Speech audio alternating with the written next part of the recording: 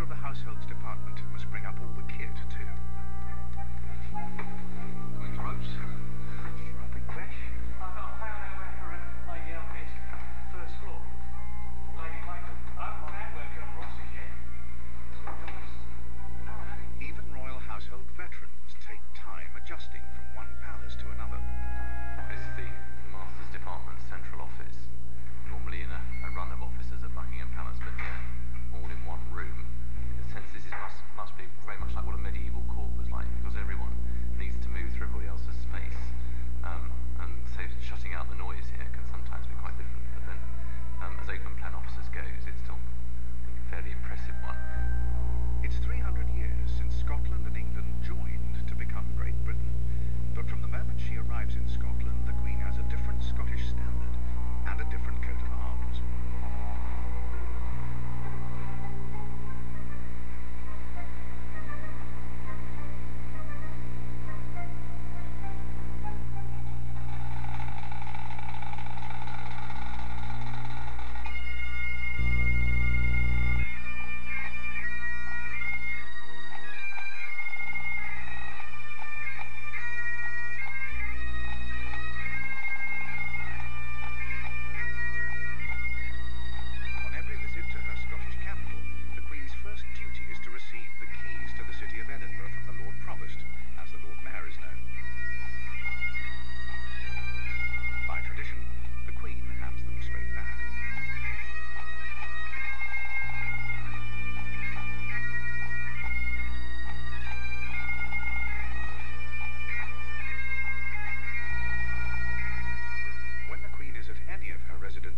The start of the working day is heralded in the same way.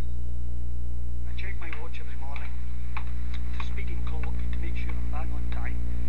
I walk round to my start point, and when my watch is Saturday 9 o'clock in the morning, I strike up the bagpipe and start playing for about 15 minutes, slow to Archesty. I wouldn't say she's exactly screwed up to the window, but she's certainly hearing what's going on. And she does comment now and again, you know, it's a particular tune she may say, I enjoyed that tune, or you know, she can hear the difference between different pipers.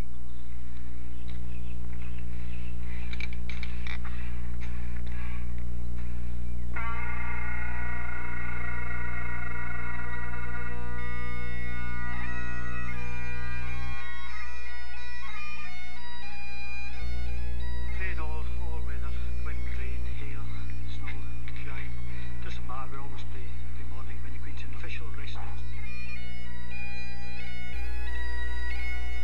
When we first start, it's a bit daunting and you think you may play a bit too quick or too slow. You could be 30 seconds out when you first start, but I would say after 2 or 3 mornings you start to get the feel for what you're after.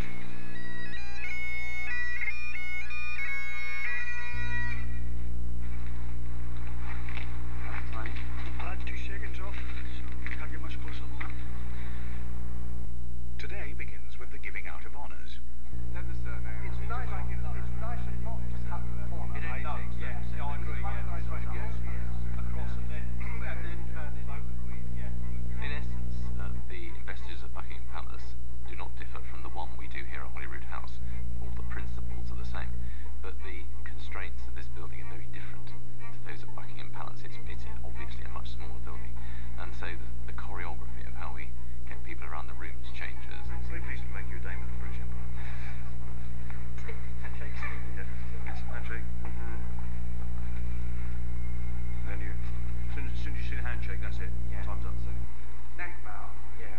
Okay. And then touch this. Yeah, so the first I'll do neck bow at the same time. Yeah. Obviously you do, but if they don't worry about that. Don't sort of insist they do it. If they don't do it, it doesn't matter.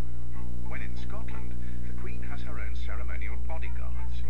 Timothy Wright, a publisher, has just been elected to the ranks of an ancient voluntary unit called the High Constables of Holyrood House. High Constables are the Queen's police force At Holyrood, and they've been in existence since the 1300s. They're responsible for maintaining order within Holyrood. Right, ready for action, I think.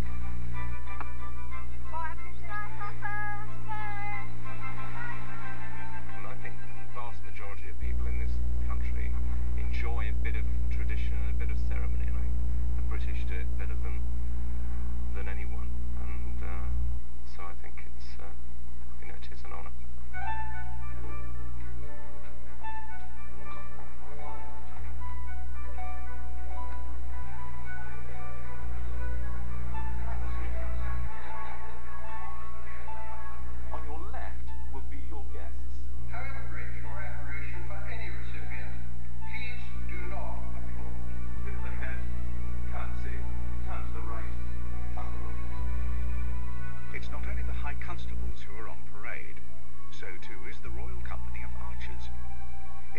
have been guarding the monarch with their bows since 1822.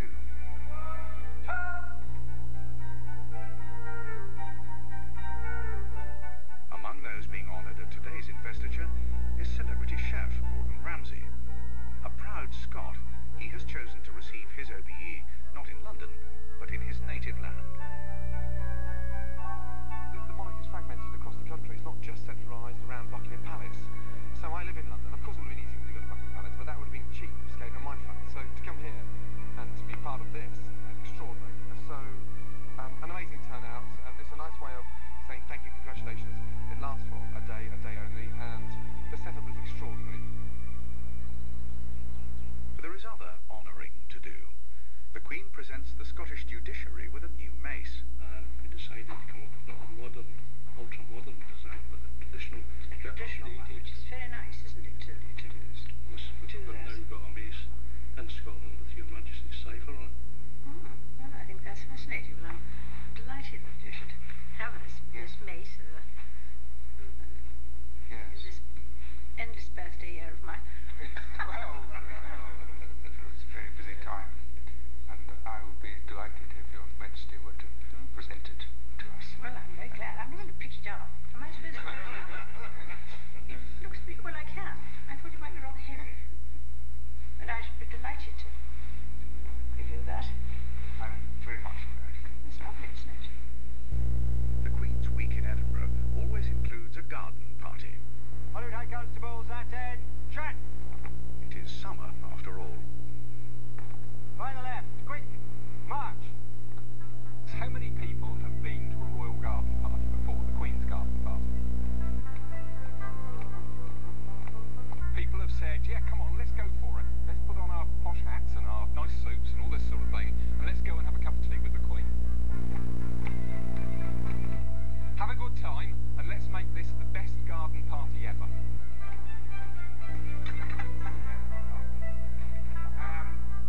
So far, so good. And even the marching's working so far. Everything is designed to be as it is in Buckingham Palace. There are a few elements that we like to make differences in. We have included here one or two Scottish influences. Scottish smoked salmon. This is smoked trout with apple through original. Mini scots filled with strawberry jam and chantilly cream. And then tea.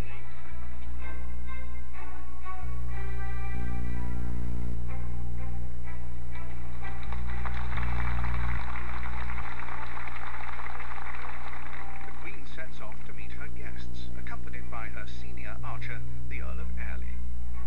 To ensure an even spread of royal handshakes, her husband, Prince Philip, takes a different